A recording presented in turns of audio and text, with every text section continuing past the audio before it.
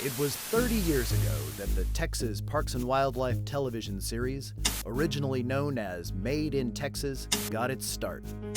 Catherine Palmer is one of more than 30 producers, photographers, writers, and editors who have contributed to the show since its first broadcast in 1985. I'm Catherine Palmer, and I was a producer here at Texas Parks and Wildlife for about 5 years. And back in 1992, I had the opportunity to go on a trip of a lifetime. Thanks to Big Bend River Tours, I got to go on a rafting trip down the Rio Grande River through the Santa Elena Canyon. Besides the awe-inspiring scenery, 1,500-foot cliffs, even a Class 4 rapids, the people that I met were really wonderful. There was a poet, there was an art gallery owner from New York, and then the river guides were so experienced. So it's a trip that I will never forget. The desolation of the Chihuahuan Desert is bisected by a muddy brown river. The Rio Grande story unfolds in each twist and turn of this mighty river's course. For those traveling by raft, the journey is filled with the unexpected. Wild white water, Ocotillo in bloom, abandoned forts along its swollen banks. The river has so many tales to share with those who travel with it. Mexicans call it the Rio Bravo, which actually makes a lot more sense. The Rio Grande in English. The Rio Bravo has more of a gutsy feeling to it now, which is what it is.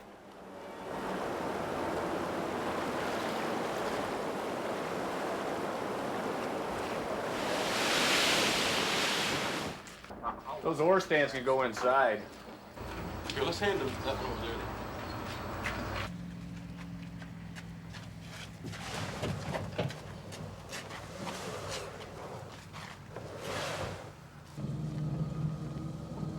The bus, fully loaded, heads down to the river. A raft trip on the Rio Grande is always exciting, but recent heavy rains will make this trip even more of a challenge.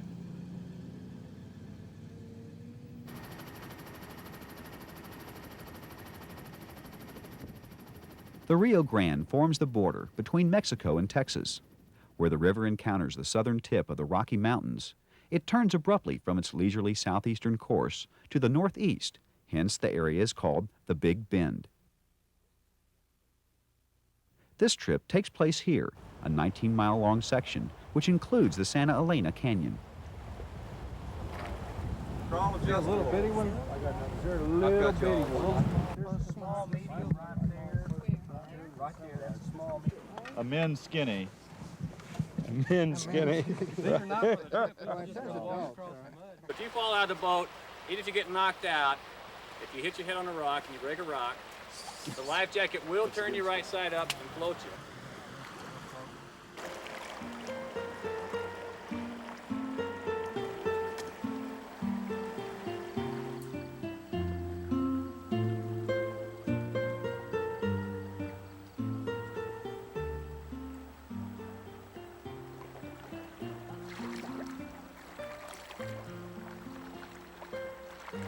In the river, you get this feel for the river, and it's real hard to express, but it's that thing, that nonverbal thing, that is what I probably prize most about knowing the river. It's that feeling of moving with it in all its different moods, and you know it's something other than you, and it's totally alive unto itself.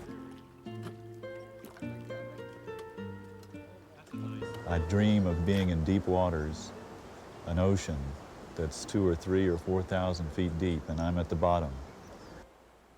Fossil shells found in the area indicate that the Big Bend once lay under a shallow sea.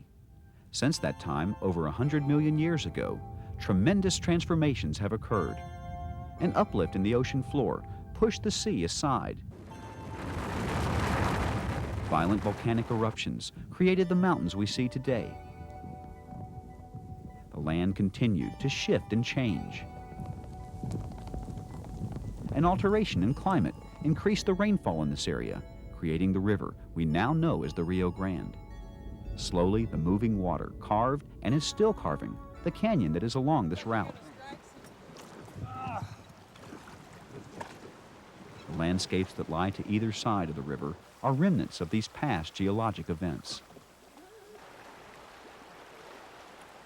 First evidence of human habitation has been dated back 10,000 years. Today, visitors to the area can see remains of more recent cultures. Ahead on our trip, we encounter a 200-year-old presidio, the Spanish word for fort. The Presidio probably dates back to the late 17, early 1800s. And what I've heard from some historians is they think it's dated from the Franciscan monks that were coming through here, setting up little forts along the routes that the Indians used to travel quite a bit.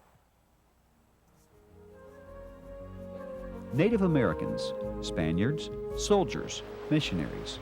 The Rio Grande has played host to all these explorers, and now river rafters are added to this list. Unlike the explorers before them, people today make sure they leave no trace of their visit behind them, take nothing but memories away.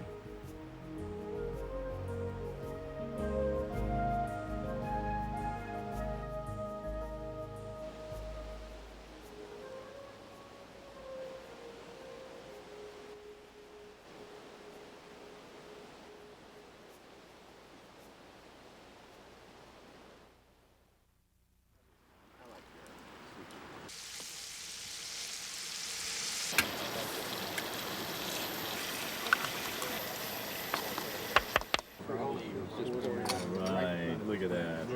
Shoot. God. Oh my God. Oh, the wagon wheel, there it is.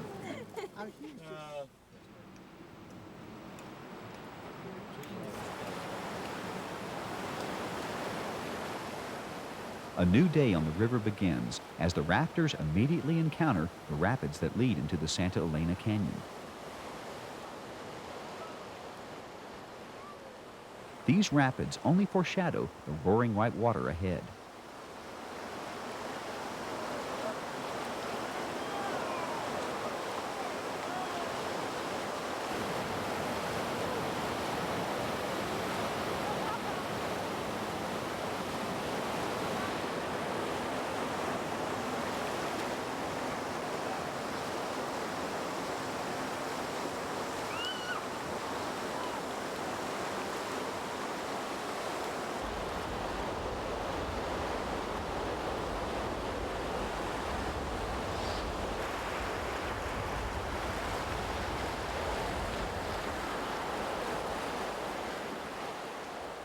The rock slide, the only really dangerous rapids on this trip, is just inside the sheer canyon walls.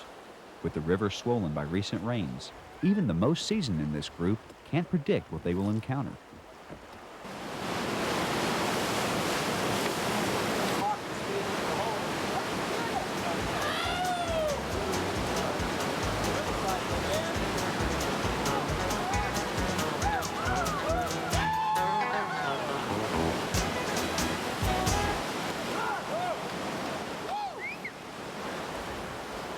A lot of hearts are beating a little faster, but all the rafts have made it safely through.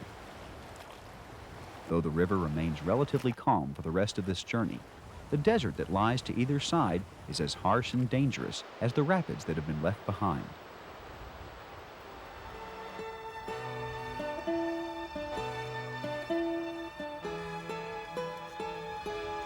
I mean, this place is so desolate and vacant, and it frightens a lot of people.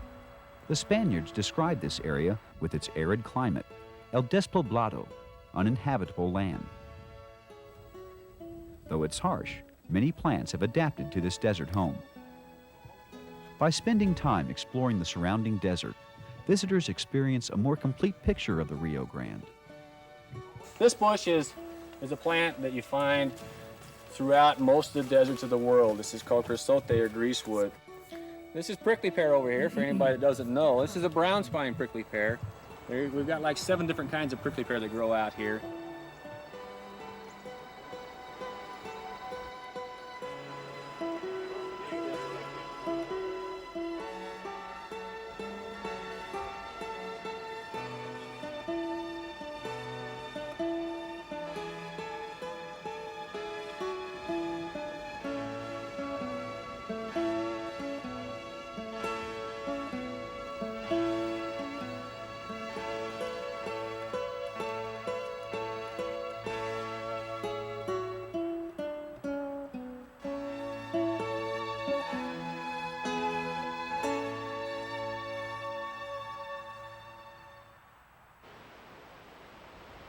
the immensity of the Rio Grande, the ferocity of the Rio Bravo. This is a river with ever-changing personalities. It can be harsh and desolate, or calm and comforting. It is a river that must be accepted on its own terms, and once experienced, it leaves you forever changed. It sort of gives a person a sense of the right size of man, in a way. That's what I like about this mountain and wildlife and nature.